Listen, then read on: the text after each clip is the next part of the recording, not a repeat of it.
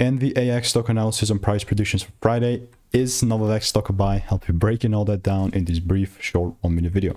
I am the only guy in this space with an actual track record of 44,000 videos and 5 years of experience. When I say this, people think I'm exaggerating or something. My man, it's all documented on my YouTube channel. Especially with like Novavax.